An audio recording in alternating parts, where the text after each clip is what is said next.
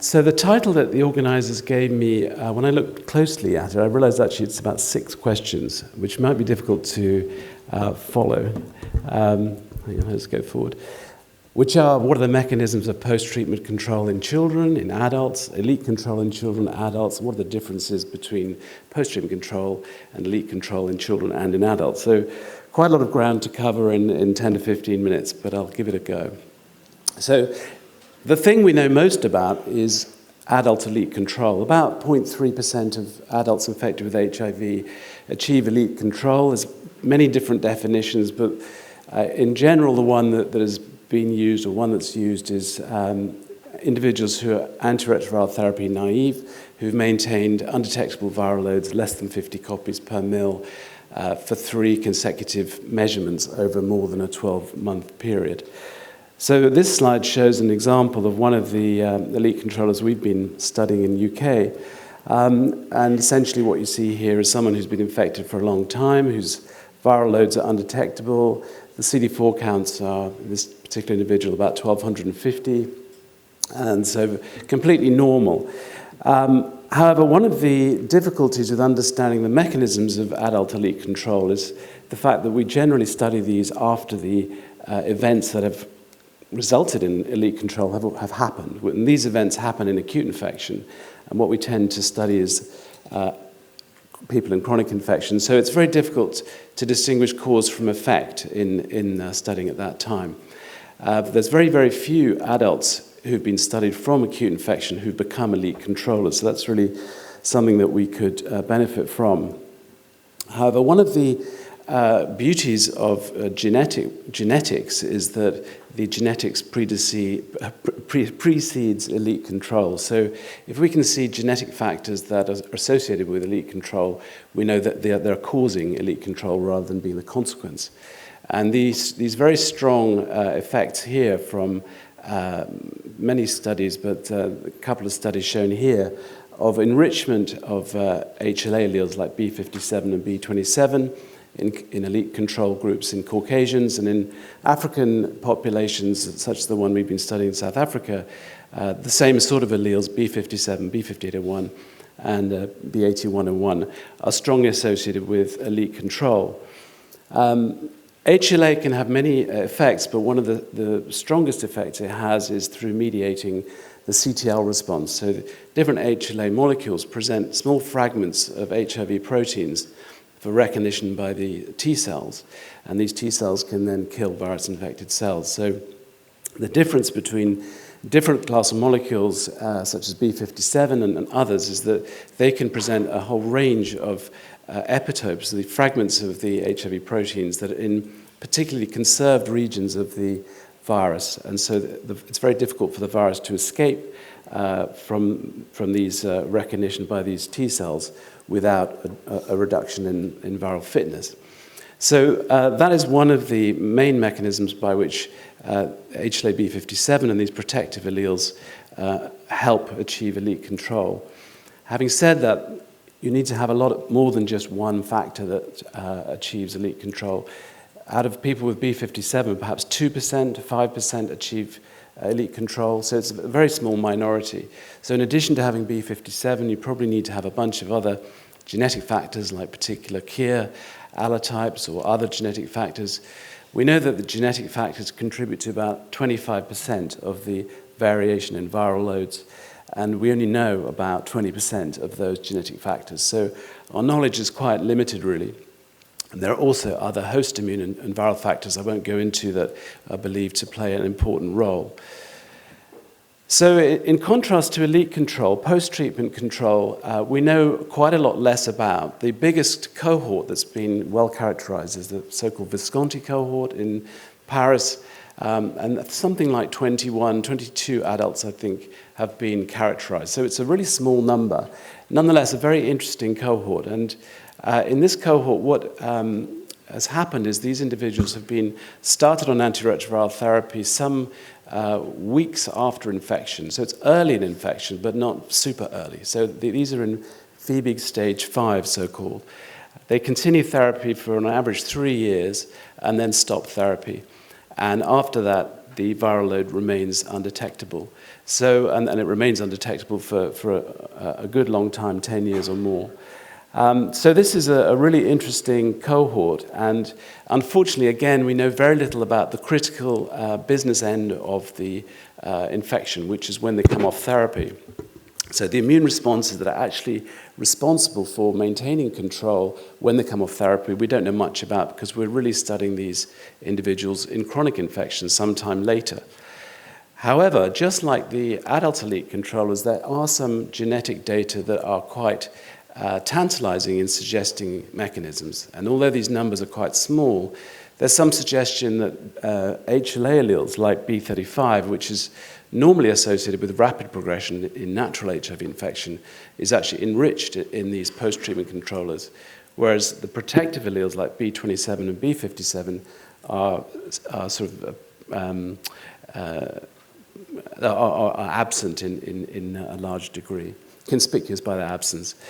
And it's not because these post-treatment controllers are not controlling HIV in the same way that the elite controllers do by a big, strong, potent CTL response. If you look at this slide here, you can see in the post-treatment controllers, the potency of their CTL response is actually quite low. The HIC, which represents the elite controllers, have a much higher CTL response. So in fact, these individuals have a relatively weak CTL response. One of the factors that contributes to post-treatment control, which Jintanat recently presented and published in Nature Medicine, was a study looking at early treatment in a Thai cohort of individuals. And this was different from the Visconti cohort who were treated in FEBIG 5. These individuals were treated in FEBIG 1, so in the upstroke of viremia, very, very early. And after it says 2.8 years median of treatment, viral load less than 20, no blips.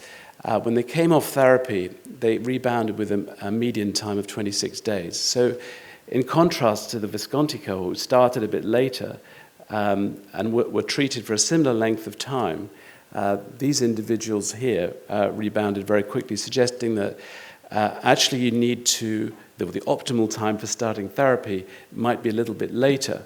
I've recently written an opinion piece with Steve Deeks, which includes these sort of considerations, suggesting that the window of opportunity for the timing of early antiretroviral therapy to achieve post-treatment control might be quite narrow. If you start too early, then you haven't got any immune response against the virus. If you start too late, the immune system is dysfunctional, exhausted, and ineffective. So there's a kind of sweet spot, which is going to be quite hard to hit. In terms of the difference between adult elite control and post-treatment control, then there may be some evidence here that the mechanisms for these differ. So to achieve elite control or to achieve effective control of viremia in acute infection, you need to have a highly activated immune response, and the more activated, the more rapidly activated, the better.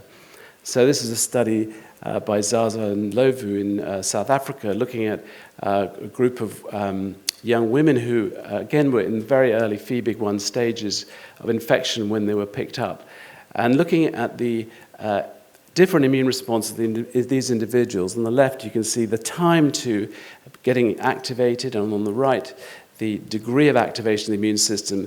These are directly related to the outcome. So a very activated immune system is a good thing in acute infection. But you can imagine that in chronic infection, when you want to keep the latent reservoir quiescent, you don't really want to have a highly activated immune response.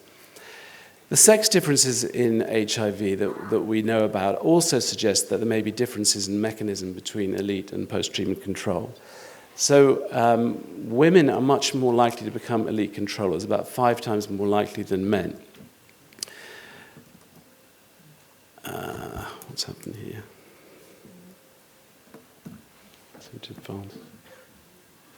Can you move the slide forward for me? Okay, yeah. So despite the fact that they're more likely to become elite controllers, they're also more likely to rebound. The reason for this, we know that the set point viral load in women is about half a log lower than in men. So initial control of viremia is better in women than men. but the rate of progression for a given viral load is faster in women.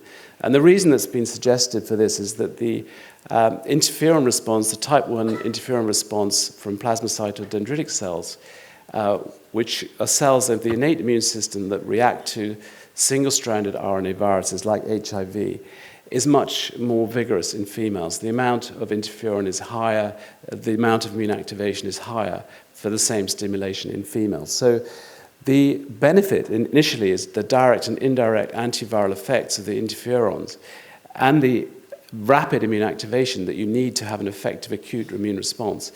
On the downside, the increased immune activation fuels the fire of disease progression in HIV. It increases CCR5 expression, which means it's easier for target cells to be infected. So on the one hand, you have this benefit of a female immune response, but on the other hand, it's a disadvantage. So it's a balance between these two approaches. What about post-treatment control in children? Well, if we thought we don't know much about it in adults, we know even less in children. There are struggling to move these slides forward. Sorry?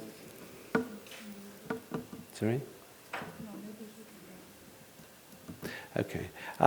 There are 5 anecdotal cases. Louise mentioned the Mississippi baby this morning. There's 4 others. I won't go into those in detail for lack of time. Clearly, there's a very limited amount of information one can get from anecdotal cases. Nonetheless, I think actually from each individual case, one can learn a huge amount, and they provide really valuable clues as to what may be going on. And if I try and summarize what we've learned so far from those 5 cases, first of all, as Louise has been mentioning, there's a message from here that early treatment lowers reservoir size, and that applies in adults and children. But in utero-infected children, you can start treatment very early. The reservoirs are low rather from when you start. The diversity of the virus is quite narrow. And so all of those things would facilitate post-treatment control. Obviously, there are some major challenges in treating kids, as we've just been hearing. In terms of whether children need some sort of exposure to the virus to generate some immune response and help contribute to post-treatment control, it certainly seems that in some of those cases, they had very high exposure to very high levels of virus in early infection, and some years downstream when they became post-treatment controllers, it seems to me quite likely that these immune responses do contribute, but certainly not in all these cases.